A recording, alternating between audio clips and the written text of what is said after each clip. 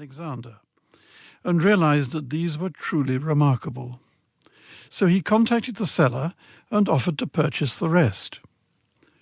A year passed, and he'd given up hope, when finally the seller offered him the remaining letters for the original auction price. Eileen Alexander graduated in 1939 with a brilliant first-class degree in English from Girton College, Cambridge. Her subsequent accident in a car driven by her future husband, Gershon Ellenbogen, begins the correspondence and their love affair. There were approximately 1,400 of these letters, written almost daily, covering the years 1939 to 1947. David began transcribing them. He sent me a first volume and then 3 further ones, over 1,600 pages, covering roughly half of the correspondence. I began to quail at the thought of a book as long as Proust, and suggested that he try to edit it down to a single volume with the idea of publication.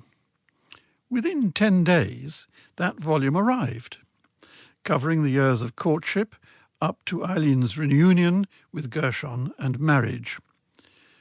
We christened it Love in the Blitz, and I introduced him to a family friend, the literary agent Felicity Bryan. She read it while confined with flu on her sickbed, and the next day phoned David and offered to be his agent. Together, the 3 of us began to research the history of the correspondence. The letters appear to have been first auctioned at Bridport Auction House in a bundle of miscellaneous papers shortly after Gershon's death in 2003. Presumably they'd been part of his house clearance. The lot did not sell and was taken away by an employee who sorted the letters out from the rest of the papers and identified the writer, but found the task of transcription too difficult. A decade later, in January 2015, she put them back into the auction house as a separate lot. Large quantity of correspondence, 1939 to 1947, written by Eileen Ellenbogen, née Alexander, to Gershon Ellenbogen. Eileen Ellenbogen, a graduate of Girton College, was a noted teacher, writer and translator, especially of Georges Simenon's Maigret books. In World War II, Gershon Ellenbogen, who was in the RAF, worked for British military intelligence in Cairo. The letters were bought for £250 by the dealer who subsequently began offering them on eBay until David's intervention.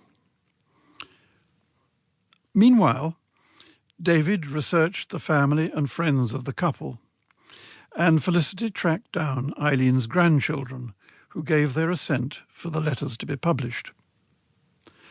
So, these letters, surely some of the most beautiful and vivid love letters ever to be written during the Second World War, have survived through a series of chances to be rescued from oblivion by David McGowan, their devoted transcriber and editor.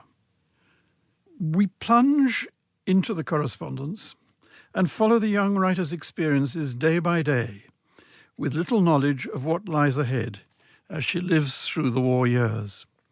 Slowly we learn to know her idiosyncrasies, her growing love, her relations with her rather odd, as she describes them, family, her experience of the Blitz in London. We learn to trust her judgments on her circle of friends and acquaintances, and we find them increasingly hilarious. Everything is seen through her eyes. Even her beloved is only dimly reflected in her comments. We're amazed at her naivety and her ignorance of sex. We may admire her independent stance on Judaism and some of her progressive views on politics. We begin, too, to appreciate that Eileen is involved in a new literary genre with a multiple purpose. The first is to enmesh her beloved in her life, to keep him engaged with herself and prevent him straying during their long separation.